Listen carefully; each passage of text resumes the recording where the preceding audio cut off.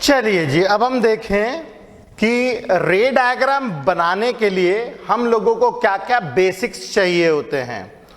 कोई सा भी ऑब्जेक्ट जो होता है उससे n नंबर ऑफ रेज निकलती है बाहर, ढेर सारी रेज बाहर निकलती है, मगर हम लोग कुछ लिमिटेड रेज का ही इस्तेमाल करते हैं जिससे हम लोग आसानी से रे डायग्राम हमारा बना सके।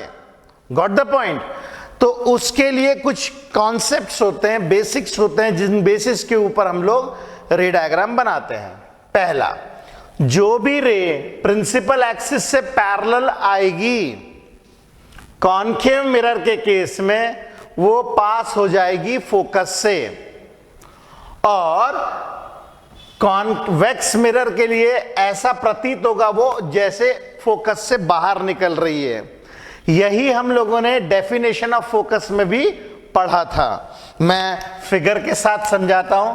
अगर मान लीजिए मेरे पास कोई कॉनकेव मिरर है, अगर मेरे पास कोई कॉनकेव मिरर है और इस कॉनकेव मिरर में मैं ये बना देता हूं पोल, ये फोकस, ये सेंटर, तो पहला पॉइंट ये बोल रहा है जो भी लाइट रेज प्रिंसिपल एक्सिस से पैरेलल आएगी वो कहां से पास होगी, वो फोकस से पास होगी। ठीक है। और कॉन्वेक्स मिरर के केस में, कॉन्वेक्स मिरर के केस में हमारे पास में पोल यहां होता है, सेंटर यहां पे होता है, फोकस यहां पे होता है। जो भी लाइट रेस प्रिंसिपल एक्सिस से पैरेलल आएगी वो ऐसा प्रतीत होगा कि फोकस से बाहर निकल रही है।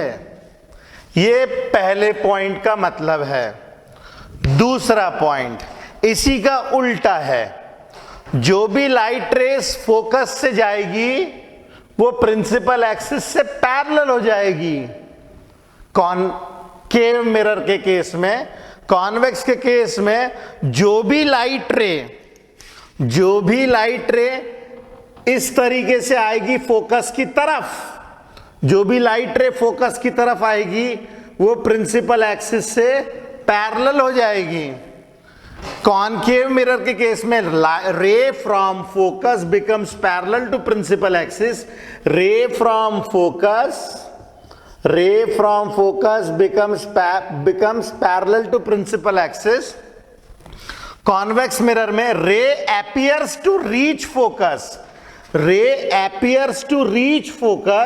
becomes parallel to principal axis. Okay. तीसरा पॉइंट है any ray from center retraces back. जो भी लाइट रे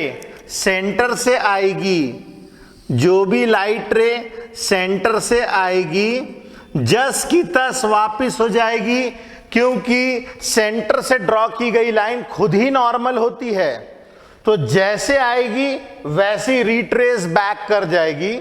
सिमिलरली यहां पे अगर मान लीजिए मेरे पास कोई लाइट रे है और वो लाइट रे कुछ इस तरीके से चल रही है, अगर वो सेंटर की तरफ जाती हुई नजर आ रही है तो चूंकि यही नॉर्मल है तो जस की तस रिट्रेस बैक कर जाएगी। ठीक है। और तीसरा है on the basis of angle of incidence is equal to angle of reflection. इसके अलावा यदि आपके पास कोई भी लाइट रे आती है तो आप एंगल ऑफ इंसिडेंस और एंगल ऑफ रिफ्लेक्शन बराबर करके भी अपना रे डायग्राम बना सकते हो। ओके। जैसे एग्जाम्पल के तौर पे कोई भी लाइट रे से मान लीजिए इस तरीके से जा रही है, ऐसे इस तरीके से, तो ये एंगल ऑफ इंसिडेंस नापेंगे। एंगल ऑफ रिफ्लेक्शन जो है उसी बेसिस पे हम लोग ऐसे बना करके angle of incidence is equal to angle of reflection से हम लोग फिगर भी ड्रॉ कर सकते हैं। केवल यही तरीके हैं जिनसे सारे फिगर ड्रॉ हो जाते हैं।